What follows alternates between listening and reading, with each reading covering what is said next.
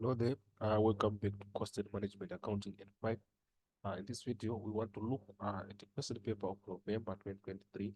We are going to look at question 5 on that question paper on the preparation of production cost statement and the income statement. So remember, the income statement, when I'm preparing the income statement under the trading account, uh, under calculation of cost of sales, remember this is a manufacturing company. Means we are not going to have the figure for purchases in the trading account, but the figure for purchases is only found in the trading account. So in the manufacturing account, the figure for purchases is replaced by the cost of production figure that would be found in the production cost statement. So this is what we have. So our question is the following information was extracted from the records of Wadunge manufacturers balances on 1 December 2021. So we are given these balances, which means these balances are indicating our opening. These are our opening balances. And then we got other information that we are given there. Then we can go down to check what do we have in the question as we go down. Beneath that, we are also given balances on 31 December 2021, which means this one is representing our closing balances. So this is our closing balances. And then we've got additional information that we are given. We can as well check. We only have one item, which is static manufacturing overheads recovered during the year amounted to 688,000. So this is what we have. And beneath that now, and that's where we are going to have our question, uh, which is saying required, prepare the production cost statement for the year ending 30 34 marks, and then part two, compare the income statement for the year ending 12 months. A total of 46 marks on this question 5. So if you go to our answer section, we'll see that we have a prepared production cost statement of Bloomberg manufacturers on 31 December 2021.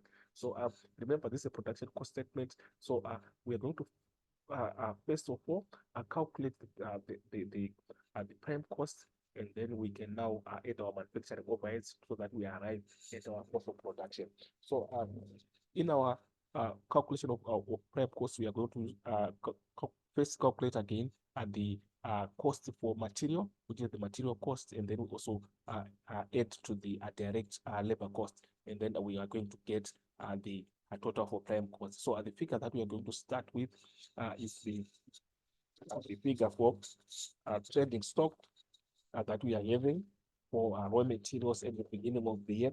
So on the description part, we are going to just going to say raw materials or direct materials. So we are going to first calculate the cost of raw or direct materials. So this is what we have.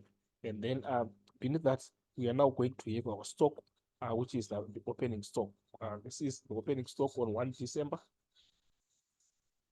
Opening stock on 1 December 2021. So this is what we have.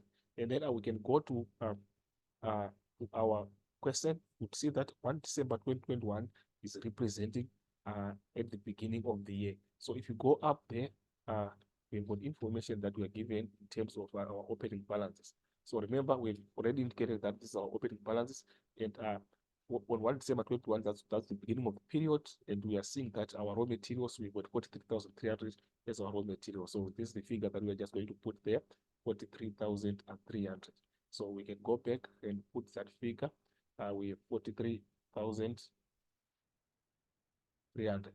And then beneath that, we are going to add our purchases figure, which we are also going to find in the list of balances. This is the purchase of raw materials, remember. So we can check there. We've got the material purchased for cash, 121,000. So this is material purchased on cash. We can also have material being purchased on credit. So we can just check in the list of balances if you have got any materials that we purchased on credit. So if you go down, we'll see that we've got nothing in terms of material purchased on credit. So we are only going to check 121 representing 121,000 representing our total material purchased. So this is the figure that we are going to put here.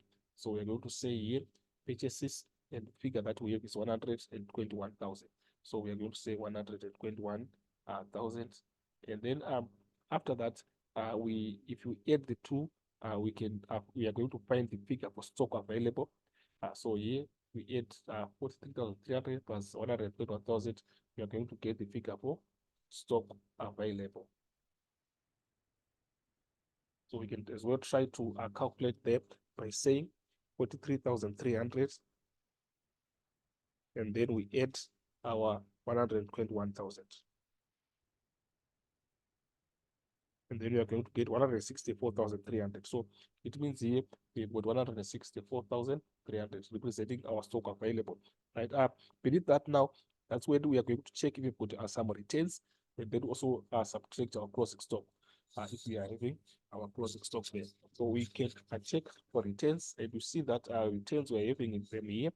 Material return to suppliers 13,000, and then we are going to subtract them there, and then we check also for our closing stock for raw materials. So if you come here, it's that where we have materials here, 100,100 represents our closing stock. So we're going to subtract also 100,100.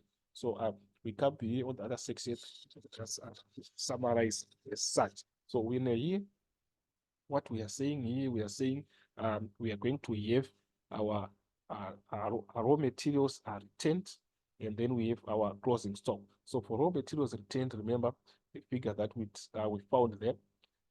Let's just maybe refer back to see the actual amount of that figure. Retained suppliers 13,000. So this is the figure for returns, and then for closing stock we've got 100,000, 100,100. So here we come here, we are saying less materials retained,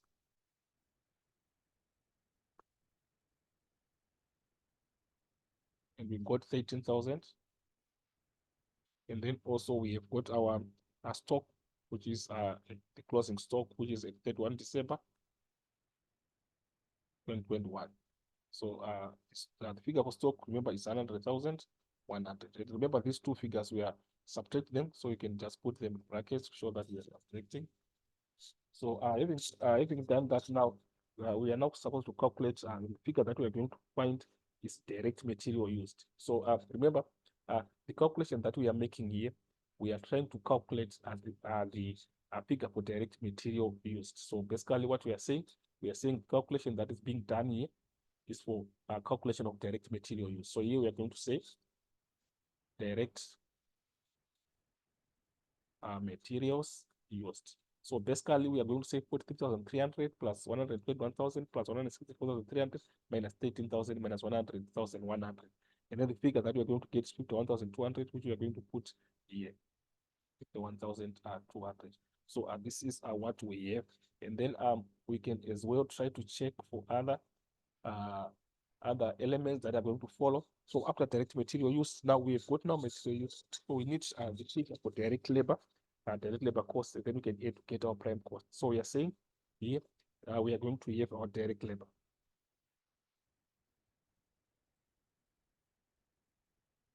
Then we can go back to the question to see what figure do we have in terms of direct labor. You see that direct labor is here. We've got 62,000. So basically we're going to put our 62,000 for direct labor.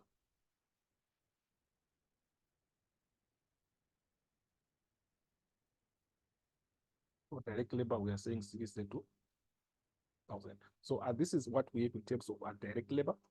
So having done that now, we can now find our prime cost, whereby we are saying direct materials plus direct labor. So if you add the two here, get your prime cost. So if you add there, we're going to get 113,200. So this is our prime cost. Then from there, we go to factor overheads cost recovered. So we are now saying factor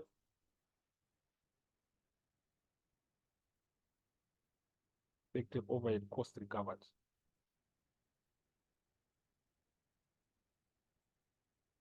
So this is what we are going to calculate there. So we are going to list all the overheads beneath that, so that we find the total for factor overheads. So what we are saying is beneath that, we're going to pick all overheads that we have in the question. So if you come back here, starting from there, we see that we've got indirect labor is one of our overheads, 62,000. So indirect labor, we can go and put our indirect labor there.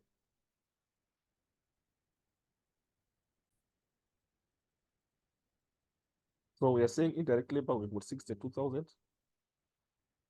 Then we're going to check for other overheads in the question. So you'd see that other overheads that we have in the question, we have, let's just go down checking. Now we have got factor rent. So factor rent, remember, it's 66,000. We are given it as 66,000. factor rent representing 6,000. But in brackets, they're saying 40% of administration, which means the 40% is going to the income statement for administration, but which means the percentage or the proportion that we have for factor, which is going to the production cost statement, is 100 minus 40, and then we get 60%. So in other words, you are saying this 60% is being represented by this 66,000. So this is what we have. So in this case, we are just going to pick 66,000 and put it in the production cost statement. And then in the income statement, we're going to make a proportion so that we find the 40% proportion, since we now know that 60% is representing 66,000. So factor rate 66,000, and the same applies to factor electricity. We are going to see that factor electricity's figure is 54,500, but when calculation of factoring of the figure that is going to the administration, we are going to say hundreds, we are going to say hundreds minus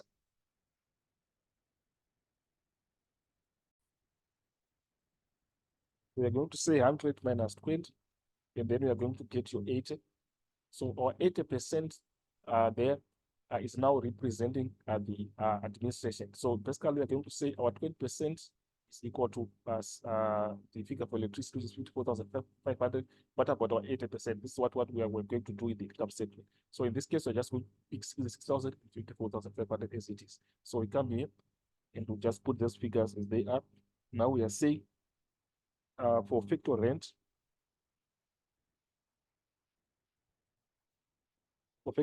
we have got 66,000. And then for factor electricity,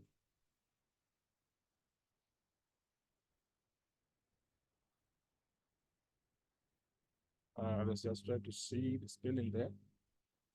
Factor electricity. We are going to pick the figure that is 54,500. So we can as well check for other profiles that we have in the question. So after that, we have got let's go depreciation on factory equipment here, 19,000. And also we've got factory maintenance, 39,500, and we've got sundry factory expenses, 1,000. So we're going to pick them as they are. And then we've got indirect material again, 12,500. So we're just going to summarize as such. Remember, advertising costs is for income statement, so we're going to put it here. So we can go down and try to see, try to summarize those ones. Remember, we found there factory maintenance,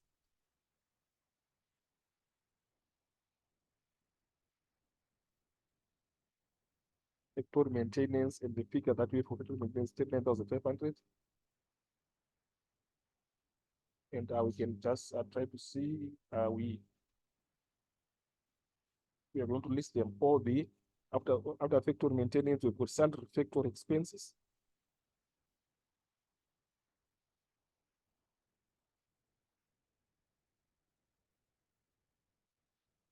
Sundry factory expenses, and the figure that we have there is 41,000. And then after that, we have got our depreciation.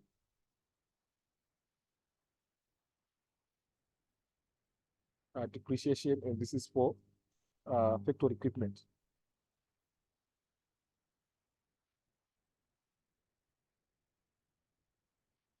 The figure that we have for depreciation is 19,000.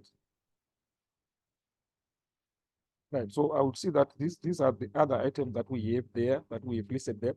So with this now, we leave it, we calculate the total. So what we are saying is we are going to add from here, we go down up to here and find the total.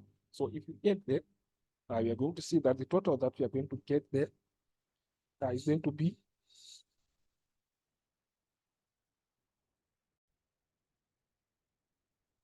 so you see that the total that we are going to get there is 294,500. And then this figure, we are going to compare it with the figure that you are given in the question there on additional information. Let's just try to see. We are going to compare it with 688,000, because this is the figure that is going to represent our total overheads, 688,000. Then we compare it with this figure that we got there, which is 294,500. So let's try to see, compare to this, and we see that 688 is greater. So here we're just going to leave a space for is it factor, we are going to see if it's an over recover or under recover. So we are going to see that we can leave a space here, and then we now say our total factor overheads, total factor overheads. So total factor overheads, we are going to pick that figure that we are having here, 688,000. This is our total factor overheads. So we can just put it there, 688,000. Then we compare it with 294,500 to see that this one is greater. So it means the balancing is going to come this side. So it will be now an over recovery. So it's an over recovery, but if this figure was less than the total, so we are going to be an under recovery, where we are going to put the figure somewhere. So we are going to say here our over recovered, add over recovered overheads.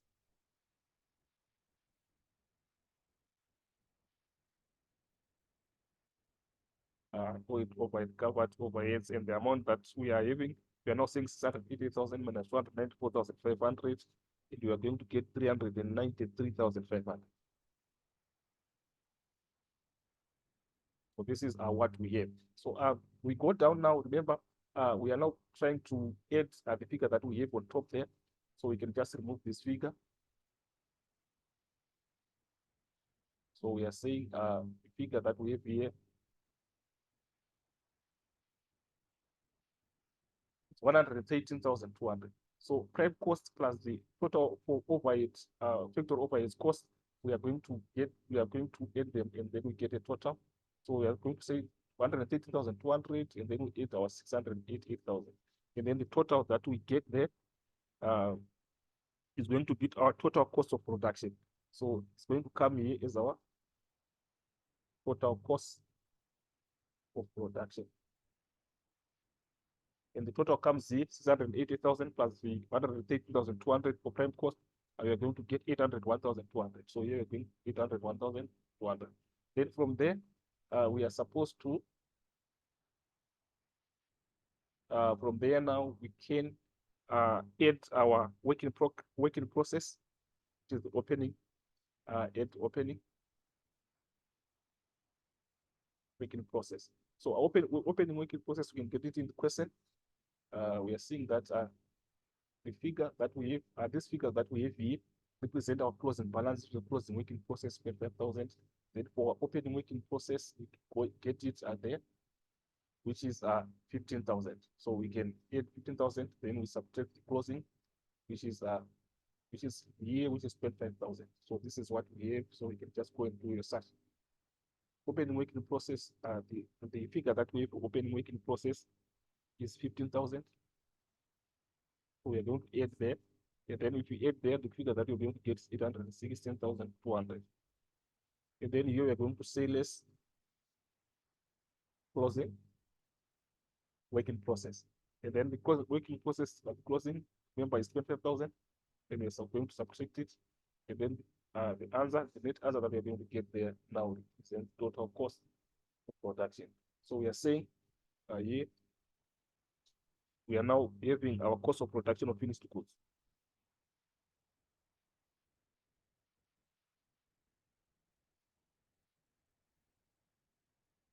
Cost of production of finished goods. So we are saying 860,200 minus 25,000, then you're going to get 791,200. So this marks the end of our video. Those who have subscribed, please subscribe and share. We are still coming with more videos as we prepare for exams. As for this video, I'm signing out. We meet again in the next video.